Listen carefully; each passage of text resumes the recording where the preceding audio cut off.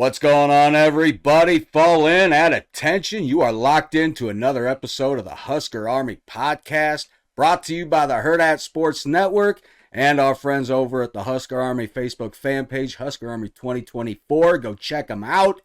Man, I am your host, Bryan Knutzen.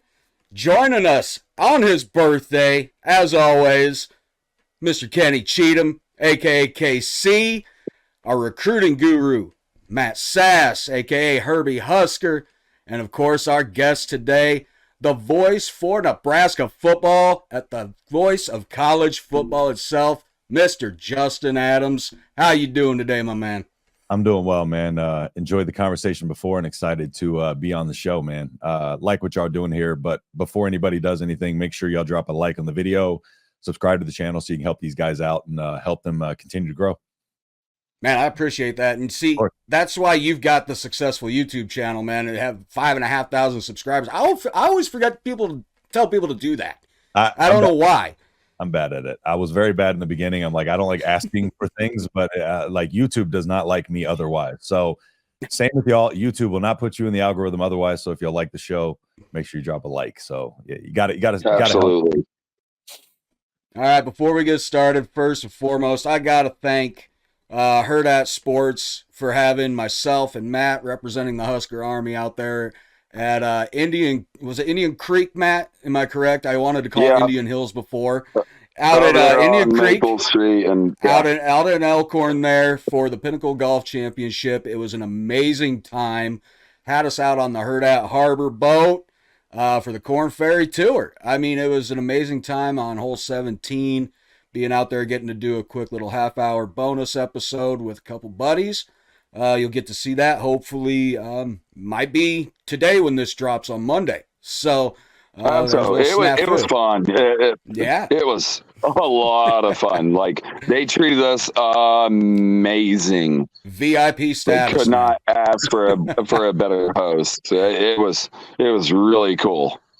I told Kenny he's got to be here for it next year as long as we're invited. Because, man, if we get the weather like we had Friday, you'd be right at home. You wouldn't be roasting. You wouldn't be cold. It was perfect weather. Hey, right now I'm doing. I think honestly, even if it was scorching hot, it still would have been a blast. Yeah, it was still fun, and Hurrdat treated us. They treated us great. Awesome. Yeah, I had to get away from the heat for a little bit, so Justin knows where I'm at. Kenny, it is so gorgeous here. It's rough. My dog don't even want to go outside. It was 116 the other day. Hey, I'm gonna tell you guys this. I'm sitting outside right now, and I'm sitting outside right now doing this episode, and it's 75 with a light breeze, and it's just ungodly gorgeous. Rub it in. How's it looking? Hey, I'm gonna hold on one sec. Hey, see, hey, he's got the views. I don't have. I don't got that. So right now, I'm up in Sedona, Arizona, which is about 2 hours away. So I'm up here in Sedona, man. So it's about 2 hours away. What'd you say? You got about almost a 1,400 square foot place? Yeah, man. So I'm here. It's the most about 1,400 square feet. Yeah, it's nice, man. It's nice and green. Unreal. The vibe. All right. The Sedona's got to be the most relaxing place. Like the vibes out there are crazy.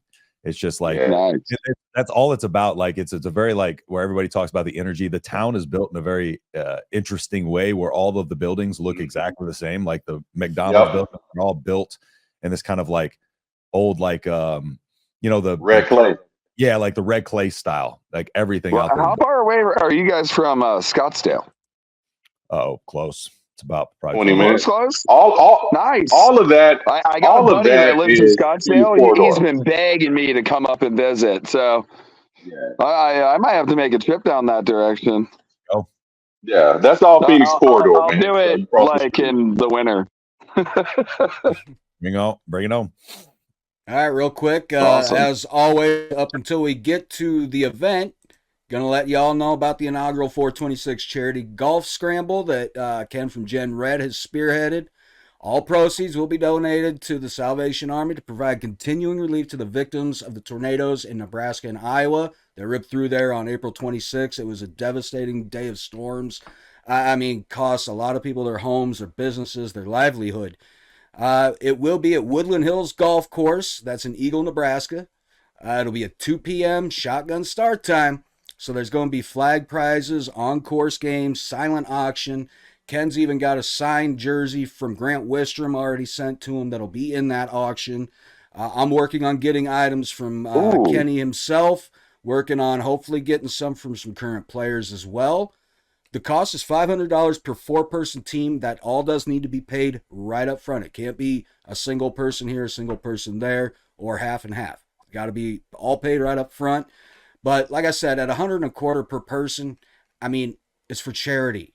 Come on, it give a little bit more for it. And of course, you can sponsor a hole for $250. Get your logo displayed at a tee. We've done that already, so Husker Army will be sponsoring a hole as well. We'll see our logo at one of them. So it's a great thing to get in on. I mean, I'm not much of a golfer. My drive's good. My short game's absolutely horrific. But I'm still going to do it. It's going to be fun. So I hope everybody can get registered, get in there, get on to generationred.com, or it might be genred.com. I apologize if I got that wrong, Ken. All the links will be right there. So please get signed up. It's going to be a great event, great outing, and it's the bye week. So you've got no excuse not to. So there we go. And be sure to pay attention at the very end of the episode as well. We'll be featuring current Husker running back Emmett Johnson's new song, Place I Call Home. He gave us full permission to use it, featured at the end of the episode for him. It's a great song. Oh, nice. I have not been a fan of hip-hop since probably the late 90s, early 2000s, and this song got me. He gives all the fans love and credit in that song as well, and it resonates. As a Husker fan, it resonates with you. So make sure to pay attention at the end. Tune in, enjoy it. You'll be able to get it on SoundCloud. That is the only place that he told me you can get it right now. But I promise you, you're going to want it. As soon as you hear it, you're going to want it. So, we got all that out the way. Gentlemen, let's roll into it. Justin, let's talk about the upcoming season. First, honestly, I know we don't like to look ahead of games. Yep. Myself, I'm looking at September 7th. I'm looking at the Buffaloes. Yep. I can't call them by name. And Dion's already melting down at the podium. Does it seem like they're just imploding at this point? Or are we looking at what should be a close game, or should we come in fired up and whooping some ass from get-go? I think no matter what, they have to come in fired up for them. Colorado is a team that does have athletes, right? And so if you come out there and you don't come with energy and fire, and you get behind early. So part of what happened last year is Nebraska's best game plan last year would have been to control the line of scrimmage, get the run game going, and then wear that smaller defensive line down in that altitude. Well, when you're playing from behind, the game plan then kind of got a little bit, out of, because we couldn't hold on to the football. So essentially the game plan got flipped on its head. They were able to play with the lead, and then we ended up being forced into the pass game, which we were incapable of. So with Satterfield's offenses, he likes to get big, he likes to get physical, 2 tight end sets, that type of deal. So they really need to go in there and just kind of from the start, just really assert their game plan, assert their dominance over Colorado. And that's the path to, I think, not an easy, I won't say easy victory. It's hard to say easy in any situation, but I think that's their path to their best path to victory, because again, this offseason, Colorado had 40 some odd transfers out, 30 some odd transfers in. And so this is a team that really, a lot of these guys haven't had the full, off season to kind of get through their protocol, learn their systems and stuff like that. There's a lot of things, with their offensive defensive line where they're kind of patchwork together. So I don't know how much of a unit they're going to be. And so it's about trying to no camaraderie. Yeah, it's exploiting those things, exploiting those weaknesses, attacking that, defensive line that really isn't, used to playing together. Their offensive line, it's kind of patchwork together. So again, I don't necessarily think they're going to play as a unit. So I think our defense can feast on that, especially with Tony White's fronts and different looks and blitz schemes that he's going to bring. It's going to come down to really, I really hope Bly Hill's healthy by that game, because for what Colorado lacks, they have speed, they have playmakers. And so our defensive backs need to be ready to go, because it could be, a lot of running out there, and the lack of depth that we have could hinder us, especially if it's just Sierra right out there. But if we had kind of a rotation of Bly, Tommy, Sierra, that would make things a lot easier. But for Nebraska to kind of limit that, it's controlling the time of possession, establishing the run game that they want to run to set up the deep pass, and then just trying to control the game at the line of scrimmage from there. Kenny, your deep-seated hatred with Colorado goes a ways back. And it's funny to say that, too, because you damn near went there. So looking at that, what type of mentality do these players have to be in to play this game against Colorado? Because they need to come in my opinion, and it needs to be lights out, start to finish. Don't allow a yard. Don't allow a point. Yep. I mean, come in so pissed off that team doesn't even want to play the rest of their season. Well, first off, get past the first game. Like you said, we don't want to look past that, but we need them to get past that. Yeah. Usually the first game will semi-indicate a little bit how the season's going to go, or you can see a lot of things showing in the first game. But they should have, for me, we've been getting our butts kicked the last couple of years by Colorado. What more motivation do you need to have other than we've been getting our butt taxed by a rivalry, by a rival with a deep hatred? So you should, when practice hits after that first game, that next day, that switch should be on. Like we can all tell you, all former players can tell you, Colorado-Oklahoma week was a different level in practice. It was a different level, not only from us, but by the coaches. Mm-hmm. It was that intense. So, I mean, I know with the patchwork going on in Colorado, I know a lot of ins and outs. There's a lot of tension on Colorado. There are a lot of people coming in, going out, the media, because it's Deion Sanders. And we've had I would say great with the new style of how kids can leave off season with our program. And we have a lot of the same kids. So young men, they should be in their focus. They should go in there with a chip on their shoulder, or be ready with a chip on their shoulder when that game starts, and try to put them out and try to stop the hype train. I support Coach. I support Coach Brown. I know what's going on. So I know he's going to get the hate, but a lot of it is self-deserved. How they bring it on in their actions. I think Shedeur is a great quarterback. I thought he was great at Jackson State. I saw about him in high school, but I think some of his actions have warranted the criticism he gets. I think Travis Hunter is elite. There's no question about that. But he plays, and he's not that brash. You know what I mean? So it's hard not to like that kid. But we're just going to have to be ready, man. I mean, it's not like I told you guys, and I tell everyone, no more talking. I'm tired of hearing the talking. Go out there and show me something. Enough is enough. Don't tell me, oh, we got this 5-star. I don't care. I don't care, because if you can have 25 stars, if they're not putting it together between the lines, it doesn't matter. So, and then they're going to honor the 94 championship team. Yeah, you're going to be there. What more motivation do you need? I mean, come on. I think the last time they did that, I missed it, and I think Wisconsin blew them out the water at home in Lincoln. Oh, yeah, that might have been it. Surprise, Wisconsin. I think that was 17 or something. One of our first years in the Big Ten. Yeah. So, one thing we're talking about. Yeah. One thing about UTEP, though, I will say UTEP is they're in a transition year. Scotty Walden, they got their brand new head coach there. They weren't very good last year, so they got a lot of roster turnover too. So they're going to be in a tough spot week one. So, did you guys happen to see his introduction to fall camp, where he rolled up in a lowrider or something like that? Oh yes, it was actually pretty cool. For Texas. But especially because I thought it was cool actually for a head coach to do that. Kids will respond well to him. That is, especially like UTEP, he's just a high energy guy. Like, he's a Southern football coach, through and through. You just hear him talk. But sorry, I just wanted to point at least that part out about UTEP, so we're feeling okay about talking about Colorado a little bit. Well, and like you said there, Justin, with UTEP going through that big of a transition, could this be a game where Rule and staff come out and I know we hear it all the time in first games. They kept it pretty vanilla. They didn't want to show too much. But that could end up being one of those games where maybe it does get out of hand a little early and you do keep it vanilla and a lot of guys on second, third, maybe fourth string come in by the end of the game. So maybe we don't get to see quite what we'd like to see come September 7th.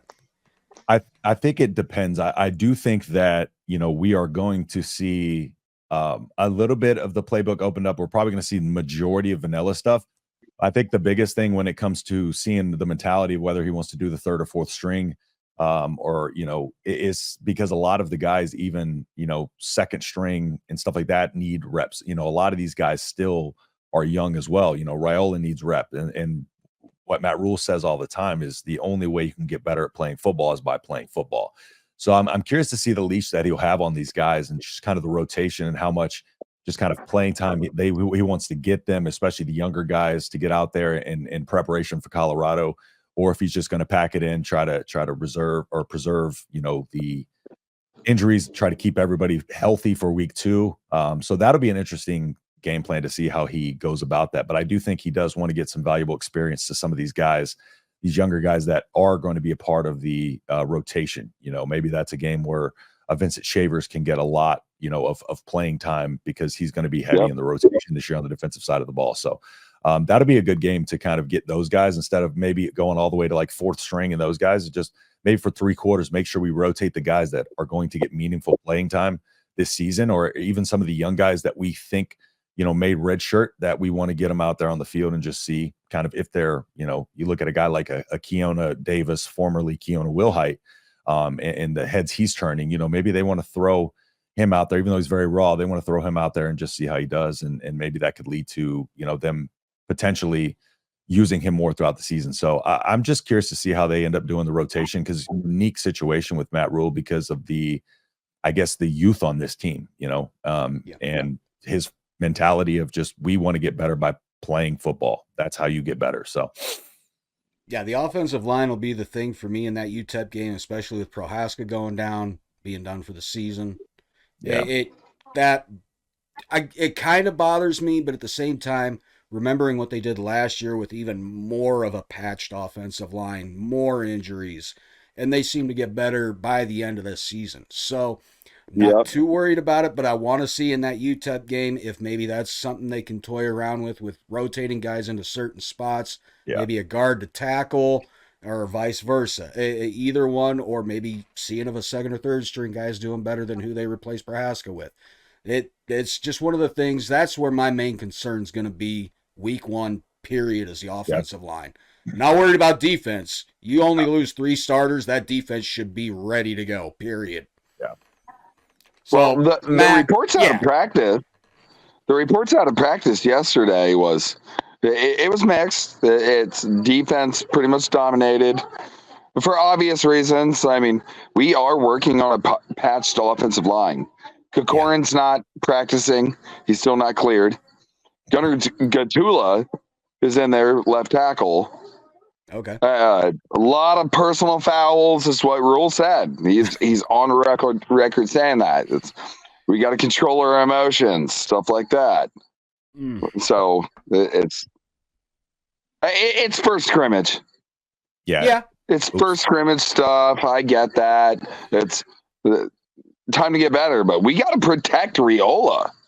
Oh, please. If we can't protect Raiola, it's going to be a long, hurtful season. Yes. And the offensive line, that was not one of my worries. It is. And it's starting to become one of my worries. And I don't. That's the one area of Big Ten football you don't want to worry about. Yeah, that's the last area you probably want to worry about in Big Ten football. Yep. I trust Raiola though. That offensive line made a jump year over year, and not only that, it made a jump, with the situations. And I know y'all probably agree with that. So I usually don't panic until I need to. If we get on the field and it doesn't, we've had a full off season. Let's just see the development. If we get on the field and it becomes a disaster, then I'll panic, But yeah, let's see how this line works together, and then we can panic. But yeah, it definitely wasn't the best news in the world. That's for sure. That hurt. Yeah, so that's definitely not what you want to hear. Seen have you guys seen like X likes to do the like top 50 coaches for positions and stuff like that? They had Donovan Riola as number 50. So the new one that came out today, though, they had Terrence Knighton as number 4. Yeah. Whoa. And it was like, wow. That's a big step up. Yeah, Raiola's underrated. I don't think he gets enough love. To be I don't honest. think he does either. But this is a year where show it, prove it, and I mean, we got the players to do it. I'm not worried about that. Just left tackle. It's that was a huge hit losing Prohaska. So I mean, are we surprised? Like his injury history, has been what it is. Shoulder, knees, and it's just really hard to be a 6'9", 6'10" offensive lineman. There's a lot of different, like you see NFL linemen. That's why they're in kind of the 6'3", 6'4", 6'5" range for the most part. Because you can be a little too tall, right? And it's, your balance is your center of gravity is a little bit, easier to kind of get tipped off of. The guys can slip under your arms, and then you do have those long legs, and you have guys like kind of like, diving down, guys falling over your legs all the time and stuff like that. So even if it's a non-contact injury, anything like that, the likelihood that he is going to get injured again, or get injured throughout the season, even if he wasn't injured now, I didn't really like our odds necessarily based on his track record, and just, that height paired with those lower extremity injuries and offensive linemen. That's just tough to really just kind of like go a full season unscathed. Now, Kenny, when you played, looking at the pipeline, I mean, it's regarded 94, 95 as probably the 2 best years an offensive line could have in college football. How tall were those guys? They didn't average much more than 6'4", 6'5". Well, if you think about the 94 line, I think Buddha was the shortest. Joel Wilkes, possibly him or Aaron Grant, but they were about. I think the rest of those was about 6'5", 6'4", 6'5", 6'10". So we were tall. We didn't get short, offensive line wise until 97, 96, 97. Well, that's when you roll out. Aaron Taylor. That's Aaron Taylor, or Eric Anderson, and John Zadishka and those guys. So that was the 6'3", 6'2" range. I think Anderson was the tallest, but Aaron Taylor was the butterball. He wasn't that tall, so he was just nasty out there. You know what I mean? Shout out, Aaron. Yeah. Then you think about what Dominic and that crew running in. Dominic isn't that tall, so. I mean, around that 96, 97 is when we got that small right there. So, okay. I think we're ranked right now as like the largest offensive line in the Big Ten. What? That's shocking. Yeah, they like average height and weight. From what I recall seeing on X, of course, was just that we have like the average largest offensive line in college football for the Big Ten. Wow. We do have a couple like 6'8", 6'9" guys. That probably helps, but like it's still surprising. Yeah. Whoa. Yeah, that is surprising when you think of teams like Wisconsin and Minnesota. I mean, for God's sake, especially Wisconsin. Granted, they had a down season last year. They didn't look real great, but they're still averaging probably 6'6". Yeah, probably averaging 330, 340.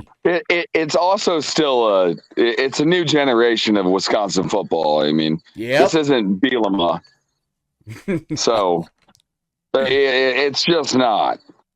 So, well, Justin, I've asked every guest we've had.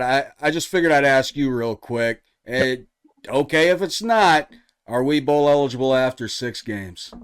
After 6? No. Oh, damn. I think you might be the first one to say that. I have us losing our first game. So to me on the schedule, there's a couple of games. Are we going to get in the schedule? I don't want to jump the gun here. No, go right ahead. Like I said, we are not going to go by this game by game. We don't have the time. I said Rutgers scares me.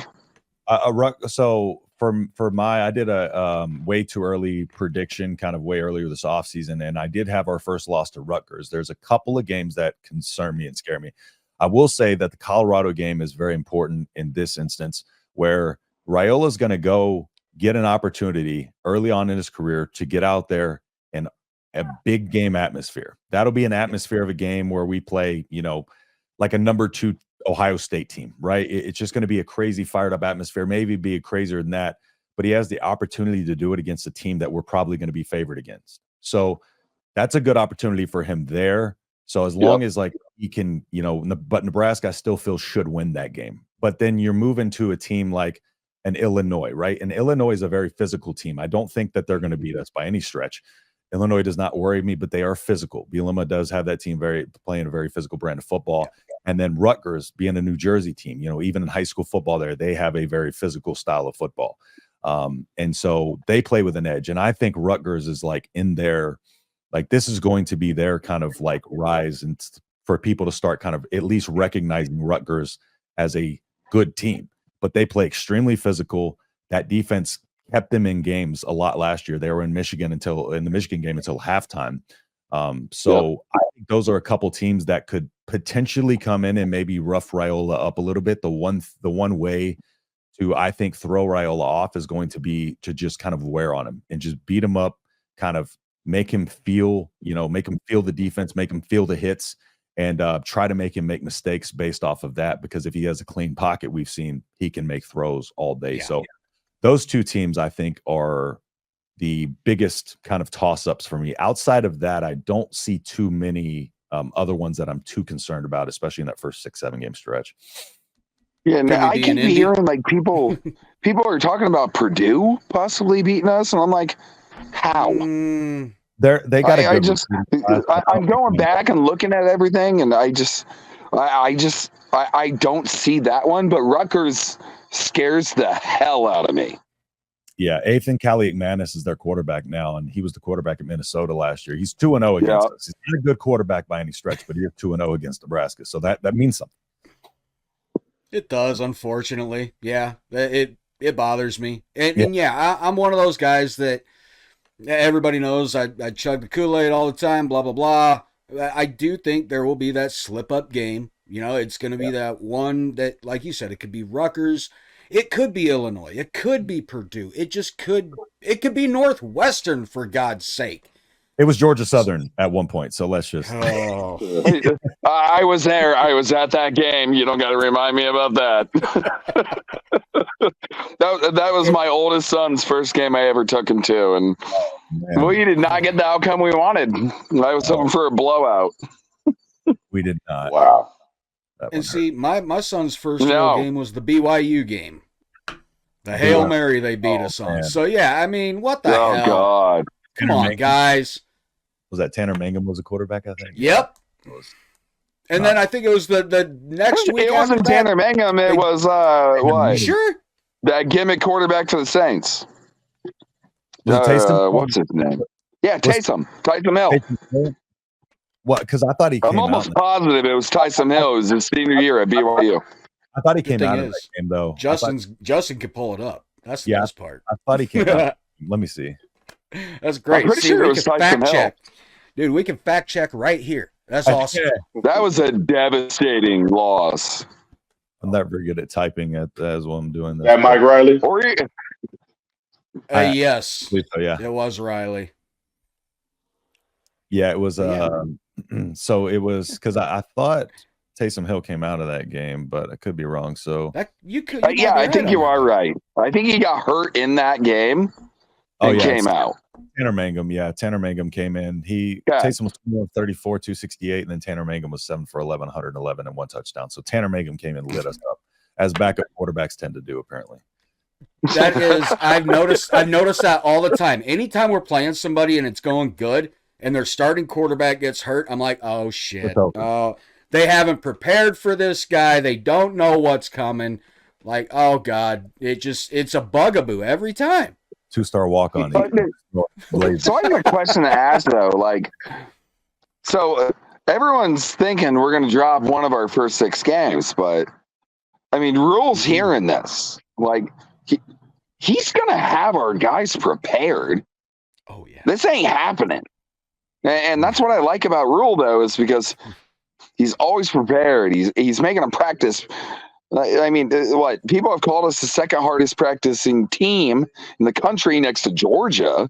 Yeah. Like, I think Rule's not going to let these guys just be like, oh, well, this is an overlooked game.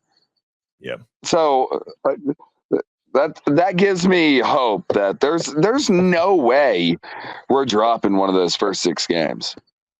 Well, you have to look at it like this, Matt. And this is me. You guys know I always think totally different. What have we done to have this confidence other than words? What have we shown other than words and videos and clips and sayings and cliches for people to believe that? So I get when the outside people say that. Now, I don't like Feinbaum at all. Never have, never cared for him. I think he's disrespectful. No, he's a joke, in my opinion. But we need our guys to have the confidence in themselves as what we have in them and what you have in them, what Justin has in them, what Bryan has in them. If they don't have that, who knows how it's going to go? You know what I mean? But they need to understand. Let's get it done. As Tommy Hill said, no more talk. No more. Winning is now. And we need to do it and just get it done. If you go game by game, that's how I think. This is what we need. We wipe them out. Let's go into this next game.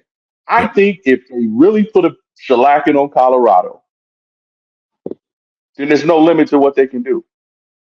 I agree. I think if they make a statement that game, I can see it happening too. Mm-hmm. But they have to believe that. They have to believe that. 100%. They can't think about last year. I got to get off real quick. I'll be right back. Oh, you're good, bro. They can't think about last year. They cannot think about that. They need to go forward from the first game on. They should be mentally preparing to give Colorado the business right now without overlooking UTEP. Because UTEP's been in bowl games the last couple of years? No, last year wasn't that well, but they've been decent. But they've had moments, yeah. Mm-hmm. So, I mean, we just need to... You can't overlook UTEP. I mean, you're absolutely right on that, Justin. You can't overlook anybody, period. Like you said right there, Kenny, it flows right into that. What have we done lately that says we can look to the next game? Exactly. Yeah, and I just can't. I think that's the biggest thing. And it's going to be interesting because Matt Rule had said, year one, it's more of the coaches taking accountability and kind of coaching the players, whereas year two, it's going to be more so the players having to take accountability for themselves. And so that's where we should see that transition into those guys being able to show it on the field. We should see that because at that point they're holding each other accountable. They're coaching each other. They're helping each other out there and lifting each other up. So I think, with that, and they're also learning they have to learn from their mistakes. It's no longer you have this long leash. If you're not doing what it takes for us to get out there and win, we need to win. We're in year two of this thing. So, the mentality there, like you said, is so important because they have to come out like expecting. They have to come out. I think this team needs to come out like they're underdogs in this game and expected to lose, and then that should just light that fire into themselves that like we haven't won anything yet. It's 0-0. So, I agree with you there, Kenny. Yeah, and like Matt Rule even said. Talking about the way players are taking control of it, him and the staff have walked past players' practices that are being ran almost to a T as the way the coaches would. Yep. So they know what they're doing, they know what's expected of them, and they're making all these underclassmen or anybody that's lower on the depth chart to rise up and get to that point. Mm-hmm. Yeah, everybody gets an opportunity. It doesn't matter. That's another thing I like is just you can come on this campus as a true freshman if you do the offseason protocol the right way. You do things the right way. Play the game the right way. Do what you need to do in the academic, in the academic field, and just become a leader. Like you'll get a chance to play for this team, and I think that's valuable to people to know. And I think that's going to have the younger guys. I think that's incentive for these younger guys that when they do see the field, they're going to go out there and they're going to be fired up and because we saw what happened last year. A lot of those guys, when the injuries happened, those guys made themselves valuable to the team this year based on that little time that they had to prove themselves. So I think it's going to be a nice mixture too of older and younger guys, because these young guys are going to be fired up to get out there and make their name known and make a statement. I agree too, because they Rule yesterday came out and said, like, I don't see any reason to redshirt Vincent Shavers. There's not. So, and that makes me very happy. Like that's a huge steal out of Miami. Oh yeah. Huge. And it's one of those things. It's like, if you start seeing those, kids from Florida play out in Nebraska and play well, like I forget where I saw it, but that will inspire those kids to come play at Nebraska. They pay attention to this type of thing, so. Now just win, and recruiting will take care of itself. Hey, perfect segue there, Matt. Speaking of recruiting, huge news Friday afternoon. We had a flip. Let's talk about him. You and Justin, I mean, you guys are the recruiting type guys. Let us have it. Matt, let's start with you, my man. Isaiah is a stud. A stud. Like Kenny, you should be fired up about this kid too. I mean, Missouri Player of the Year? Wide receiver. His dad is now an assistant coach for us, and just he's a big time recruit, and just not for even that. It's just the area of Kansas City, the surrounding areas. We need to get a foothold back into those areas, and Pelini did a pretty good job recruiting that area. We were constantly getting kids from the Kansas City, maybe not St. Louis, but now that he comes in, he performs well. It's opened the area. There's really good high school D1 athletes that play in Kansas City, and we have to dip into that. We used to have a stranglehold on the state of Missouri. Exactly. So when I noticed and saw that we weren't recruiting out of there like we used to, it blew my mind. Yeah. St. Louis we had on lockdown. Yep. Kansas City area and other surrounding cities and towns we had on lockdown. When did that stop? When did it stop? Was it under Callahan? When Osborne left. Osborne and Solich left. I mean, Pelini did a good job. I mean, he knew the Kansas City area was huge. I mean, the Davis twins, stuff like that. That's a huge recruiting area within 500 miles. Yeah. So for them get this kid, and then you're talking about one of the best high school coaches in the entire area. We hire him on his staff.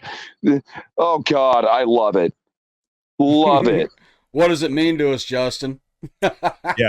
Well, first things first, I do want, like, the guy that I don't think is getting enough credit as being a huge hire for this team. I did a full video on him, is Jamar Mosey, his dad. Jamar Mosey, his dad, I did a lot of research and digging on him, and he was won the NAIA Coach of Character Award. There was a friend of his that was in my comments, or somebody that had his son play for him, said that he would buy backpacks for kids who didn't have them and stuff like that. So his dad right there can kind of give you an insight into what kind of person Isaiah is, first off, because his dad, Jamar, is just like an excellent, great person, also a great football coach. Completely turned that school around in 10 years. I believe Lee Summit, right?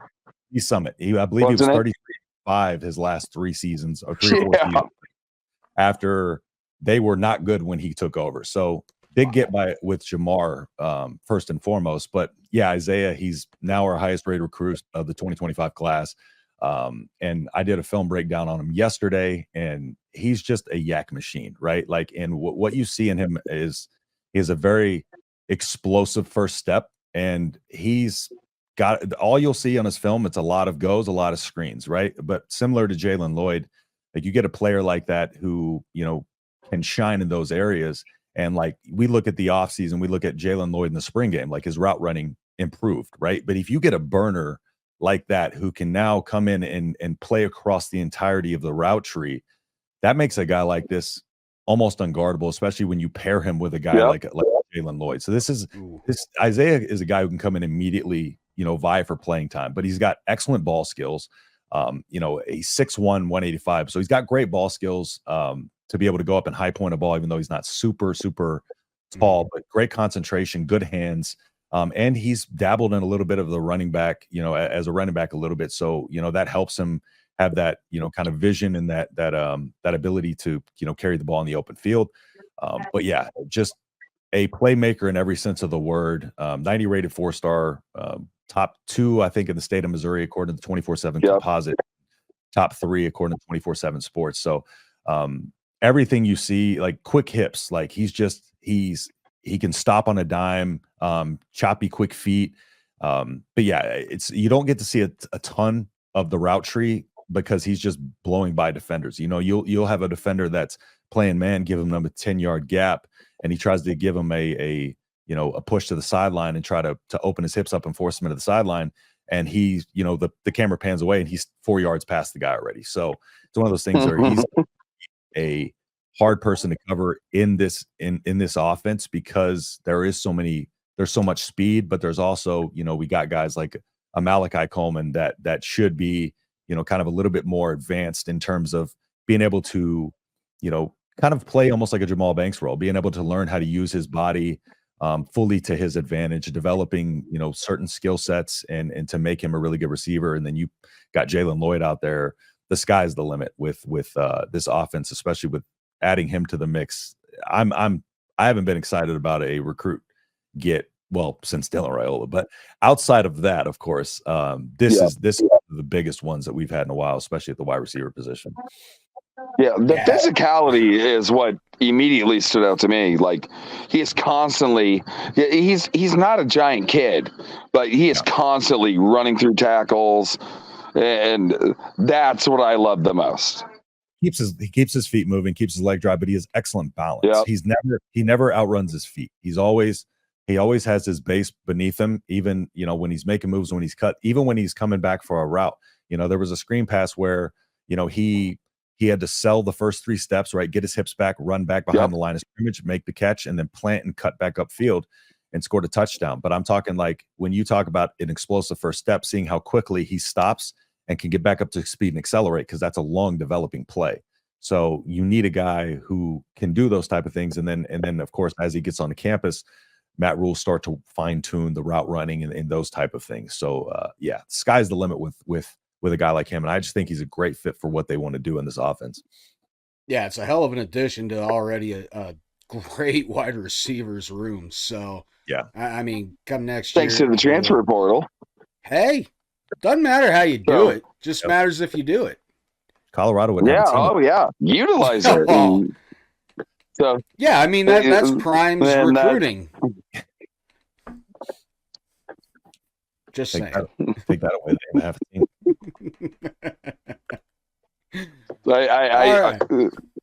Oh God, the Colorado game this year. I think. I'm going back and forth. I think it can be. It could end up being a close game, and then I could see us winning by 30. So could I. I'd like to see us win by 50. Did you guys see any of his the turmoil that's going on at that program right now? Everything. Take your pick. Everyone throw a dart, says that hit something. He's talking scared. Like it's not taking any questions from CBS Sports. I mean, come on, man. Sheesh.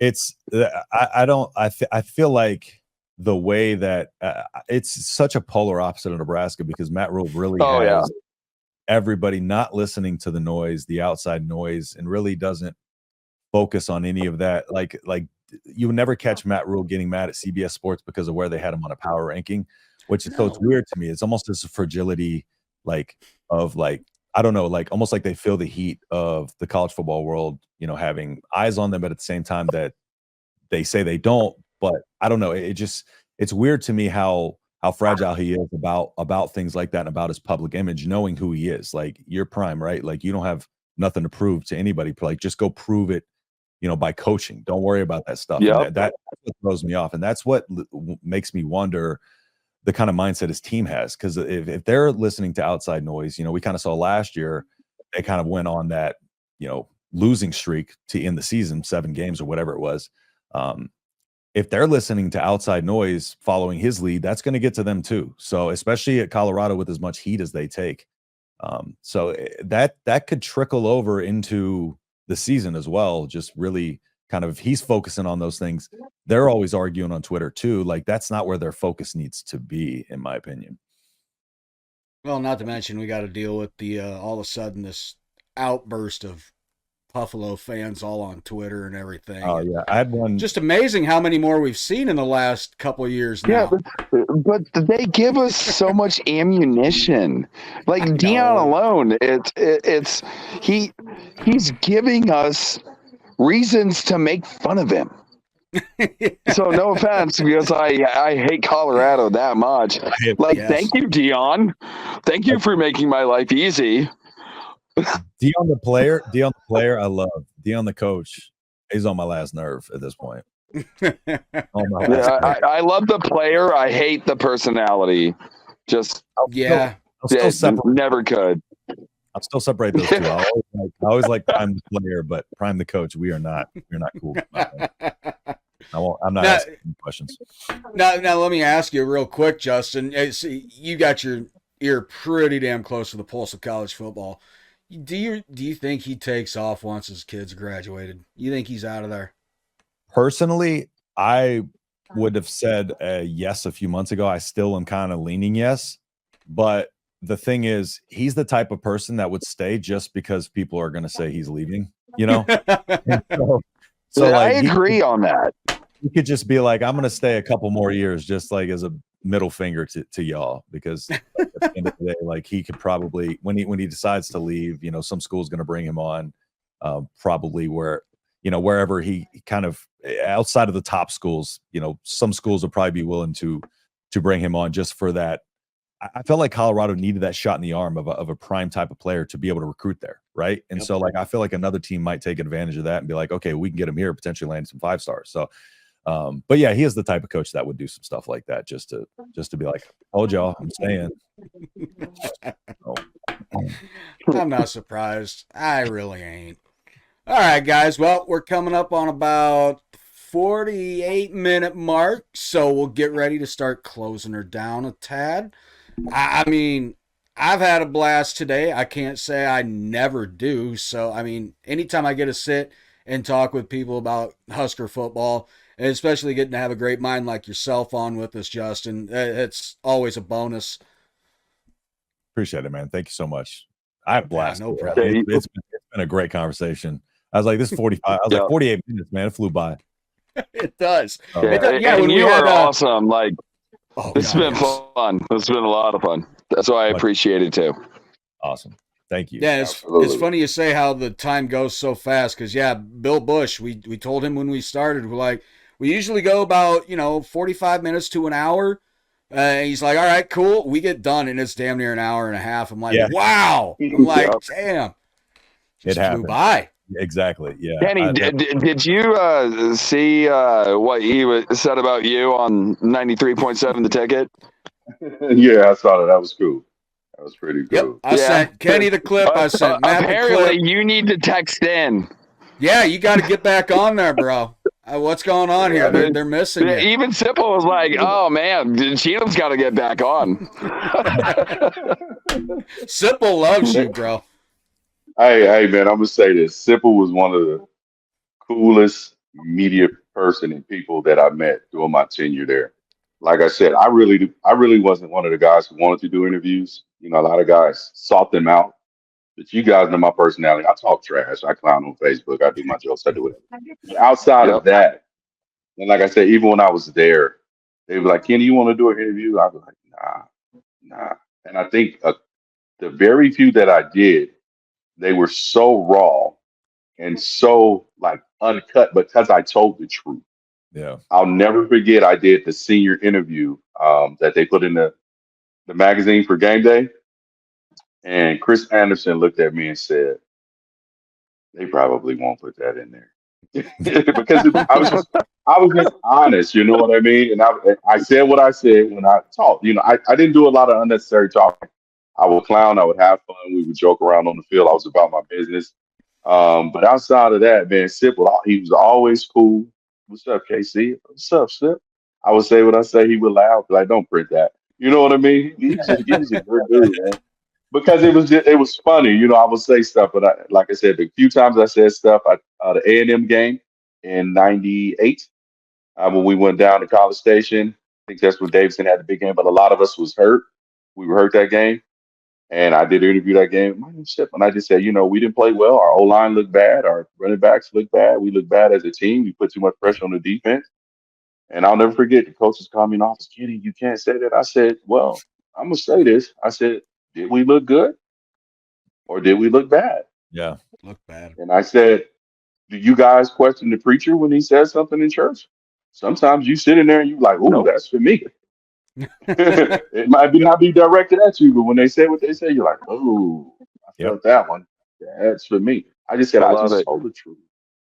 You know what I mean? I remember that game, Kenny. Bobby Newcomb started quarterback that game. I remember that. Yeah, D'Angelo was hurt. I think remember he was hobbling the line. Lance Brown was out. I was out because I separated my shoulder against Oklahoma State in Kansas City. And remember, that was the year we were really banged up. But Sip was always one of the coolest journalists, man. And a cool person, man. What's up, Kenny? Give me the head nod. What's up, Sip? And going about my business. He's a good dude. They give me. I would love to get him on. I would love to get him on. I think I've tried to get Sipple on here before. I just never heard anything back. But Kenny, it sounds like he's got contracts and stuff like that. He has to abide by. So Kenny, you need to the radio station. Kenny has to get back in on the early break with Jake, Sip, and Coach Bush. So you make sure go nuts. Yeah, get on there. You know, plug the podcast. Little shameful plug. That's exactly what I'm saying too. But Bush, he gave us a phenomenal shout out. So Bill Bush, I will never forget that interview. It was awesome, and we appreciate everything that you've done for us. Yeah, that video shot up in views. That's for sure. Yeah, that was a good one. So it was. We had a blast with him. I mean, I don't think we've ever had a single guest where we didn't enjoy it. Yeah. So I think that's the only guest we've ever interviewed where I was not even joking. I was actually nervous. I really was. I mean, because in my head, he's a legend. Yeah. A legend, not just in like Husker football, just a legend in college football, period. And I was really nervous about that episode. See, I wish I could hold my nerves like that because, dude, I kid you not, whenever we have a guest, it doesn't matter who it is, I am nervous before we start. Just always. I'm waiting for something to go wrong, just anything to go wrong, or just something wrong gets said. Who the hell knows? I'm just waiting for something to go wrong. That'll go away. The more you do it, it'll probably go away. I hope so. I've only been doing it since 2018. Yeah, okay. And Justin, our episode out at Pinnacle Bank, like the two buddies that we had, like they were extremely nervous, like thinking like, am I going to look good on camera? Am I going to sound okay? And it's like, dude, you're sitting down having a conversation about shit that we're going to talk about anyways. And nobody cares. So what's the difference? Just sit down and talk. Yeah. Come to find out, you guys will know this before anybody else because they won't see this till tomorrow. But the audio for that's already up, just not the video. So if you wanted to go listen to it, it's up on Apple Podcasts. So it's just labeled as a bonus episode. Yeah, I think that's one thing people don't realize, but before they are doing this is just it is a little bit like weird in the beginning talking to like a camera and a computer screen. Yeah. So, there is a little bit of a like I think my first time because we started a fantasy football channel at the beginning. That was my first original channel, and we just went straight into live streams. And so like we just started live streaming one day. We never recorded, never did anything. We jumped into live streaming. So yeah, it was a little nerve-wracking at first. But yeah, I don't think people understand how kind of difficult it is to kind of just sit here and talk to a camera and just not actually interact with people. It's different for sure. It is. It really is. It's there's somewhat of a disconnect, but then after just a little bit, it Kenny, what are you doing? Showing off. Guy's just living large, man. I was showing you the mountains, man. Man, just rubbing it in our faces. Justin knows about here, man. The red clay. There. Hey, I mean, I'm gonna send you guys some pictures. Show that nice, gorgeous view from. Well, there's some greenery farm. for you there, Kenny. That's Nebraska greenery. It sucks. No. But yeah, man. Like you said, man, I love when we have other This guests is my on. happy place, like Happy Gilmore likes to say. Oh man. You know, I'm not used to this. I'm used to concrete, dirt, and cacti. So this is, you know, we're just being 2 hours away, man. You can't beat it. Justin, you cannot beat it. You can hit here, Flagstaff, Prescott. Because believe it or not, gentlemen, you guys may not know, but in between Phoenix, because Phoenix sits down, but between here and Flagstaff, Flagstaff sits higher than Denver. You hit about 30 different climates, I think. Yeah, it's crazy. Just on that drive, 30 different climates. And you see it in the trees. You go from the desert and you gradually start seeing it to all green. Yep. So I'm up here with the green with the red clay. So can't beat it. And it came into Justin. Check this out, Justin. It was a storm. It's been raining like crazy. Oh, has it? In Sedona? Yeah. It's been raining like crazy like in Arizona for some reason. Like, I don't know why. It's just been the last couple of weeks, but it can't rain. I didn't know it could rain in Sedona, man. The vibes are too good there. I thought it just. Yeah, I'm talking about full-fledged storm. That's tough, crazy. Dude. That's tough. It's a good hiking. All right. Doing some hiking, Kenny? I'm not doing nothing. I'm not doing that. I got enough in the military. Hey, so Matt and Bryan, when you get a chance, just go on your phone and computer, look up Sedona, Arizona, and then just text me what you see. Just say, wow. Just let me know. I'm going to plan a trip. I'm coming up there. Like I said, a really good buddy of mine lives right outside of Scottsdale, and he's been begging me to come up, and I'm done. Like, I'm going to get this done. I'm going to come up and visit. Yeah, right on. I'll tell you right now, Kenny, if I look it up. We'll get in touch. Come meet me one of these nights. Hang out for a bit. I'll look it up, Kenny, and if it's that pretty, you're going to get very different words texted to you than wow. All right, everybody, we'll go ahead and shut her down now. Before we do, I got to show this graphic and let you know that this will be on right after we're done here. We're going to be featuring Emmett Johnson's new song, Place I Call Home. It's a huge shout out to him playing here in Nebraska, to the fans, to the program. It is an awesome song. As I said, not a huge fan of hip-hop. Haven't been since late 90s, early 2000s, but this song got me. It's got a great vibe to it, just a great melody. It's got a great acoustic guitar sound in it. I mean, it's just awesome. An amazing job by Emmett. So stick around. Right after that, you'll hear that. Place to find it will be SoundCloud. You see everything right there. That's what you look for. So Place I Call Home by Emmett Johnson, current Husker running back. You'll hear that here soon.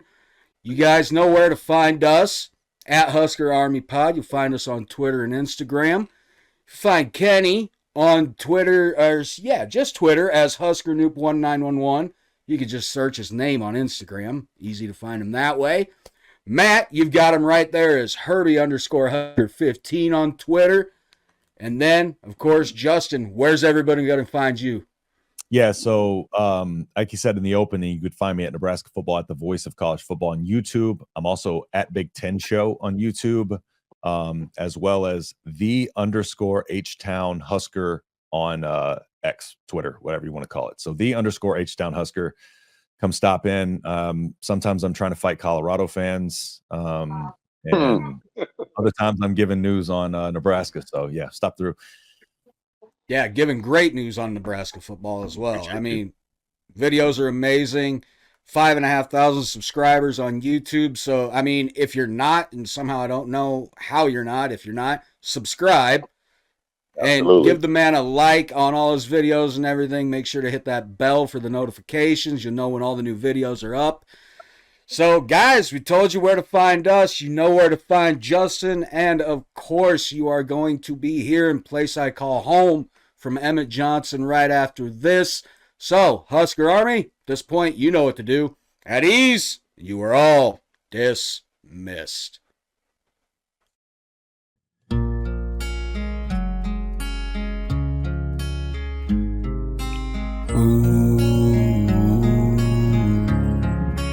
Xavier on the beat. Friday night in Lincoln, I was chilling with my bro. And my bro, he said, yo, are you gonna make this dream come true? I told my brother, I said, yo, this place feels just like home. He said, brother, then let's go, let's just make this place your home. Because I just wanna go away to a place, yeah, place I call home. I call it home. I just wanna see amazing sunsets, taking pictures on my phone. Take a flick. I just wanna know, can you give me all I want? I just wanna spend Saturdays in Memorial playing with the bros. I just wanna know. I'm in Lincoln, yeah, Nebraska. Corn-fed, yeah, you know we got the best stuff. Best fans in the country, ain't no better. Show up every game, it don't matter the weather. I'm in Lincoln, yeah, Nebraska. Corn-fed, yeah, you know we got the best stuff. Best fans in the country, ain't no better. Show up every game, it don't matter the weather. I just wanna go away to a place, yeah, a place I call home. I call it home. I just wanna see amazing sunsets, taking pictures on my phone. Take a flick. I just wanna know, can you give me all I want? I just wanna spend Saturdays in Memorial playing with the bros. I just wanna know, I just wanna know. We've been on the road, chasing 3 points, man, we gotta catch them goals. Shout out to my teammates, yeah, we grinding, that's for sure. Stay dedicated on the field, yeah, we gotta up the score. I just wanna know, we've been on the road, chasing 3 points, man, we gotta catch them goals. Shout out to my teammates, yeah, we grinding, that's for sure. Stay dedicated on the field, yeah, we gotta up the score. Go away to a place, yeah, a place I call home. I call it home. I just wanna see amazing sunsets, taking pictures on my phone. Take a flick. I just wanna know, can you give me all I want? I just wanna spend Saturdays in Memorial playing with the bros. I just wanna know. I'm in Lincoln, yeah, Nebraska. Corn-fed, yeah, you know we got the best stuff. Best fans in the country, ain't no better. Show up every game, it don't matter the weather. Go Big Red.